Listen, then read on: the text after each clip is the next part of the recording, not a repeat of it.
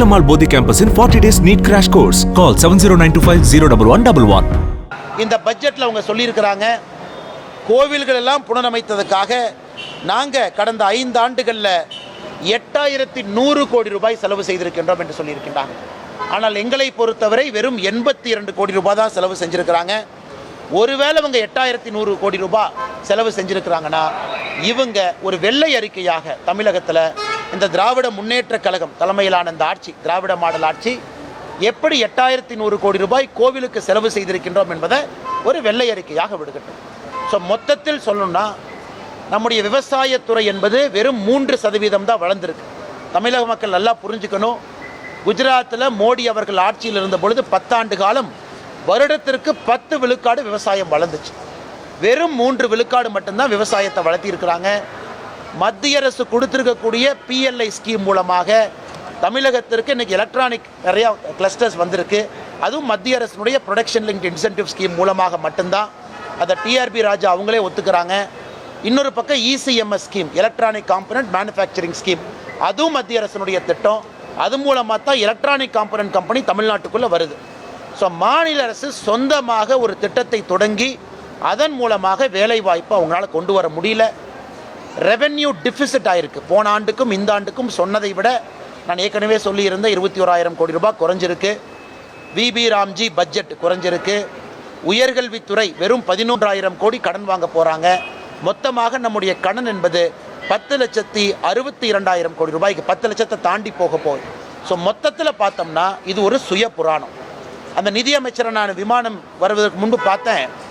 அவரே ஒப்புக்கு சப்பானியாக பட்ஜெட்டை படிச்சுட்டு இருந்தார். எப்படியாச்சும் படிச்சுட்டா அடுத்த 5 வருஷம் எதிர்க்கட்சியில் உட்காந்துக்கலாம், இவங்களை நம்பி எந்த பட்ஜெட்டும் போட முடியாதுன்னு அவரே ஒப்புக்கு சப்பானியாக அந்த பட்ஜெட்டை கஷ்டப்பட்டு படித்து கொண்டிருப்பதாகத்தான் பார்த்தேனோ தவிர தமிழக மக்களுக்கு உருப்படியாக பிரயோஜனமாக இந்த பட்ஜெட்டில் எதுவும் கிடையாது என்பது உண்மை.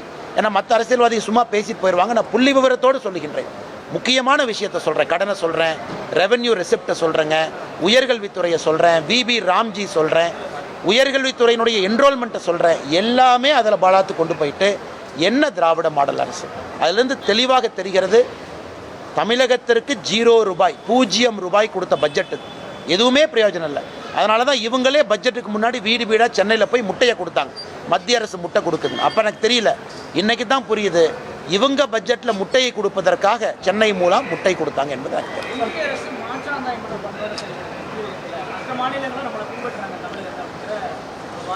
ஆனால் அவங்க எந்த அளவுக்கு போயிட்டாங்கன்னா, இந்த வருஷம் ஒன்றிய அரசு அப்படின்னு இவங்க சொல்லக்கூடிய நம்முடைய மத்திய அரசு அவங்க பட்ஜெட்டில் நாம் லேடிஸ் ஹாஸ்டல் ஸ்டெம் இன்ஸ்டிடியூஷனில் மாவட்டத்துக்கு ஒன்றுனா உடனே முதலமைச்சர் ஒரு புருடா விட்டார். தமிழ்நாட்டை பார்த்து காப்பிடிச்சிட்டாங்க பாருங்கள், நாம் தான் தோழி விடுதி பண்ணணும்.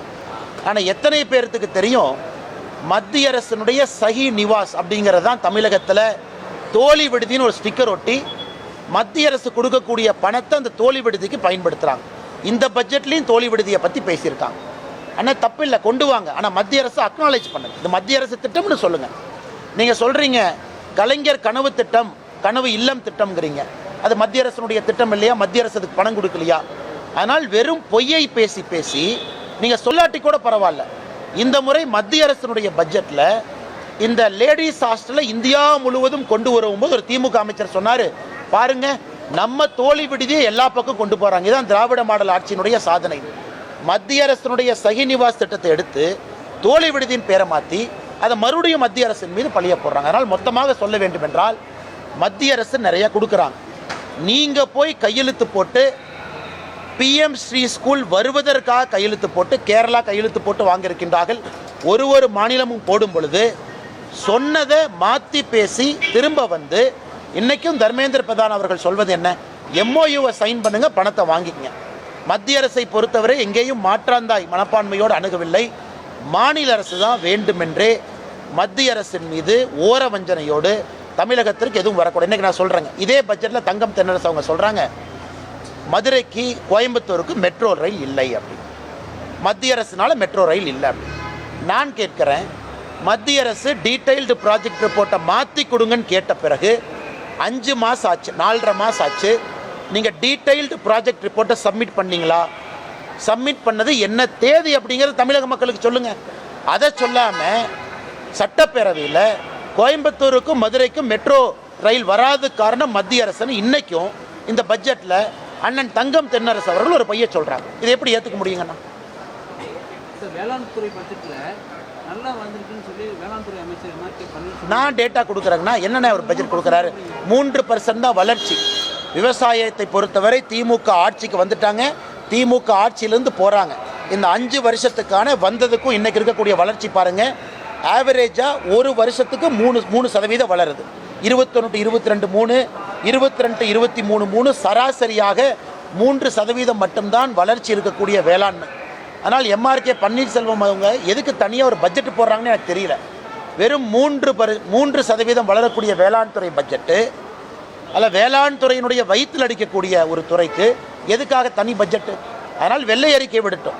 நீங்கள் அதிகமாக வளர்ந்துருக்குன்னா என்ன வளர்ந்துருக்குன்னு சொல்லுங்கள். தமிழ்நாட்டில் என்ன உற்பத்தி, வேளாண் துறையினுடைய என்ன உற்பத்தி வளர்ந்துருக்கு? ஓவரால் நான் சொல்வது ஒட்டுமொத்தமாக வேளாண் துறையினுடைய வளர்ச்சி என்பது சராசரியாக வருடத்திற்கு 3% மட்டும்தான்.